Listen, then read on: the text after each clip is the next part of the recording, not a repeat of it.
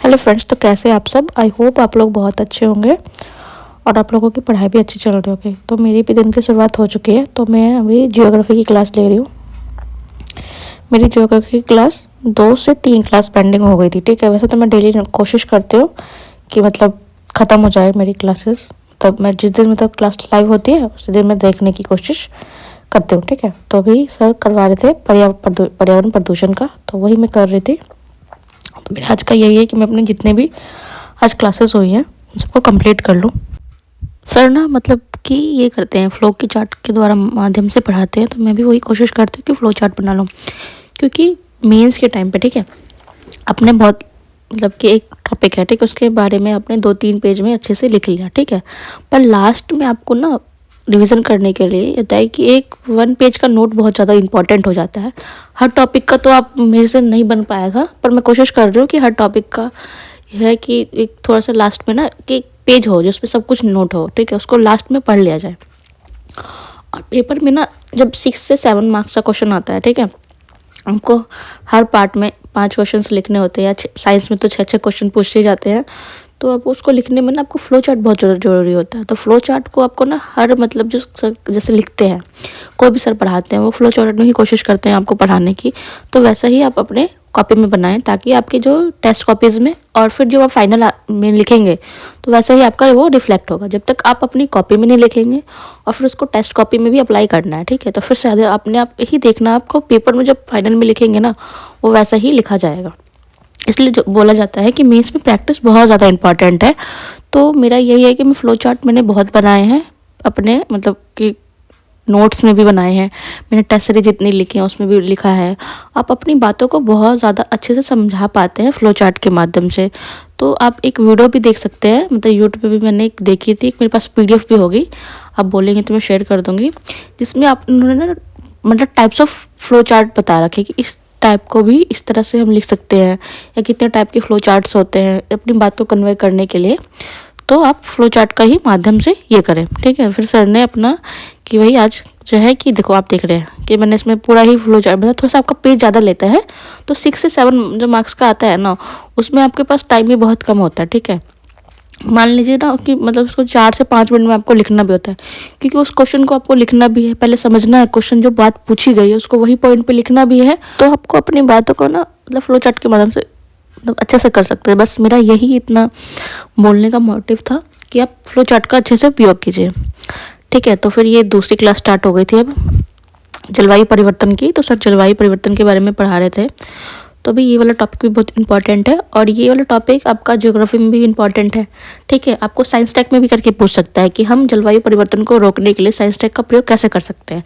एक ऐसे का भी टॉपिक, क्योंकि 71 जो है बीपीएससी में अभी आगने का वो चांसेस हो सकते हैं कि ये टॉपिक इंपॉर्टेंट हो सकते हैं, ठीक है। और 70 वाले में ऐसे का एक टॉपिक आया था पर्यावरण पे रिलेटेड कुछ, तो उसमें भी आप इस जो इसका कुछ पार्ट होता है वो उसको भी लिख सकते थे, ठीक है, इसलिए इम्पोर्टेंट था। फिर उसके बाद मैं भी ये है कि मेरा ना ये जो पीवाईक्यू है मैथ्स के पीवाईक्यू उसको कर रही थी। अभी मैं एक टॉपिक उठा रही हूँ क्योंकि मेरा मैथ ना अच्छा नहीं हो रहा है, ठीक है, और ज़्यादा टाइम भी नहीं हमारे पास। और मैं क्लासेस देख रही थी तो मुझे ज़्यादा टाइम भी लग रहा था और मेरा इतना इम्प्रूव भी नहीं हो रहा है। तो मैंने सोचा कि खुद से ही करते हैं, मतलब कि अब क्योंकि इसमें सॉल्यूशन दे रखा है जो मुझे हार्ड टॉपिक लगेगा, ठीक है। जैसे कि कल आपने वीडियो देखा होगा तो उसमें मैं एवरेज कर रही थी, ठीक है। तो उसके बाद मैं उसका थोड़ा बहुत बेसिक समझ लिया, उसके बाद मैं खुद ही सॉल्व करने की कोशिश करती हूँ। तो वही मेरा एवरेज वाला टॉपिक का सारा मैंने पीवाईक्यू लगा लिया है। और ये जो सिंप्लीफिकेशन है और परसेंटेज, ये वाला मैंने टॉपिक कंप्लीट कर चुका है, पर ये मेरा ओल्ड था तो इसको मैं दोबारा लगाऊंगी, क्योंकि आपका पीवाईक्यू बहुत ज़्यादा इंपॉर्टेंट है। जितने भी पीवाईक्यू सबको सॉल्व कर लेना है, आपको जीके हो या मैथ हो, उन सब में पीवाईक्यू अपना बिल्कुल कमांड करके जाना है। तो बस मेरा यही है कि ये मेरा कि ये एटलीस्ट ये वाली बुक तो मेरे से कंप्लीट हो जाए, इसका मैं प्रैक्टिस कर पाऊँ। तो मैं यही देख रही हूँ कि बस मेरा हो जाए ये वाला मैथ, तो मेरा इम्प्रूव ही नहीं हो रहा है। तो बस मैं कि अपना ज़्यादा टाइम दे रही हूँ मैथ पे। अभी मैं रीजनिंग को कम लेके चल रही हूँ, लास्ट टाइम पे मैं रीजनिंग को भी साथ में लेके चलूँगी जब मैं टेस्ट सीरीज बहुत ज़्यादा लगाऊंगी। अभी मेरा यही है कि मैं टेस्ट सीरीज लगा रही हूँ तो उसमें मेरे कम मार्क्स आ रहे हैं, तो फिर मेरा मोटिवेशन लो हो रहा था। फिर मैं ये सोच रही थी कि पहले अपना सिलेबस तो मैं अपना कंप्लीट कर लूँ, इसलिए मेरे मार्क्स बढ़ नहीं रहे हैं। तो इसी तरह हो गया था। फिर उसके बाद मैं घर आ गई थी, ठीक है। तो जैसे कि मैंने पिछले ब्लॉग में दिखाया था कि मैं अभी 70 जो बीपीएससी है उसके पीवाईक्यू को खुद से सॉल्व कर रही हूँ, ठीक है, और उसके ऊपर नोट्स बना रही हूँ। तो आज का टॉपिक था डीएनए फिंगरप्रिंटिंग, ठीक है। तो ये मैंने निकाल लिया था अपना क्वेश्चन पेपर। तो मैंने पहले बायो टेक्नोलॉजी के नोट्स देखे थे, तो उसमें देख रही थी मैं कि मेरे पास है कि नहीं है फिंगरप्रिंटिंग का, क्योंकि मैं अपना पुराना कोई नोट्स नया नहीं बनाने वाले, जो मेरे पास है मैं उसी को पहले करूँगी। तो फिर मैंने ऐसे चिपका रखे हैं। तो आपको वही है कि आपको अपने जो नोट्स है उसमें आप एक्स्ट्रा पॉइंट ऐसे करके जोड़ सकते हैं। और ये क्रिस्पर तकनीक बहुत ज़्यादा इंपॉर्टेंट हो सकती है इस बार, और कार्ड थेरेपी भी बहुत इस बार इम्पॉर्टेंट है।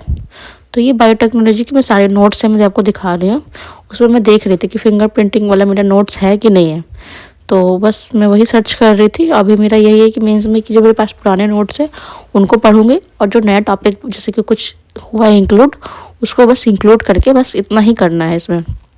पर इसको याद करने में बहुत ज़्यादा टाइम लगेगा और प्रैक्टिस बहुत ज़्यादा करना है, तो उसमें ज़्यादा टाइम लगेगा हमारा। तो देखते हैं। फिर मुझे नहीं मिला फिंगरप्रिंटिंग का, तो मैंने नेट पे ना देख लिया, जैसे कि बाजीराव का रेड्डी का ये था, तो मैंने देख लिया था। मैं नोट्स ऐसे ही बनाती हूँ कि मैं पहले जो मुझे टॉपिक चाहिए होता है, ठीक है, उस टॉपिक को सर्च कर लेती हूँ, लास्ट में लिख देती हूँ यूपीएससी इन हिंदी।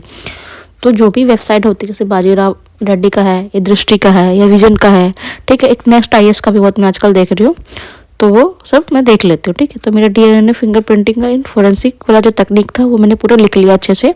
और इसकी जितने भी और भी क्षेत्र में हम इसका उपयोग कर सकते हैं, क्योंकि क्वेश्चन अलग टाइप से भी आ सकता है पूरा फिंगर प्रिंटिंग पे, ठीक है। और उसको क्या यूजेस हो सकते हैं, क्या चुनौतियाँ हो सकती हैं, ठीक है, उसके क्या लाभ होंगे, उस पर समाज पे क्या इफेक्ट पड़ेगा, तो आपको यही बस लेके चलना है। तो बस मेरी ज़्यादा तबीयत ख़राब है, तो भी मेरा यही है कि एकदम गर्म पानी के बिना मेरे से, मतलब मैं थोड़े थोड़े बाद में गर्म पानी पी रही हूँ अपनी तबीयत को ठीक करने के लिए। और किसी ने बोला था कि रोज़ ब्लॉग डालने के लिए, तो बस मेरा एक है कि मैं डेली मतलब वीडियो रिकॉर्ड नहीं कर पाती हूँ, और मेरी आजकल थोड़ी सी तबीयत भी ख़राब चल रही है, तो आपको मेरी आवाज़ से भी लग रहा होगा।